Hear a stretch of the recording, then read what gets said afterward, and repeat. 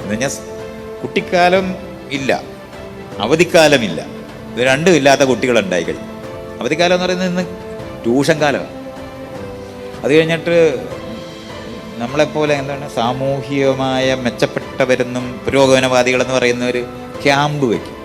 അവധിക്കാലത്ത് മുഴുവൻ എണ്ണത്തിന് വിടത്തില്ല, നന്നാക്കിയേ എടുക്കത്തുള്ളൂ.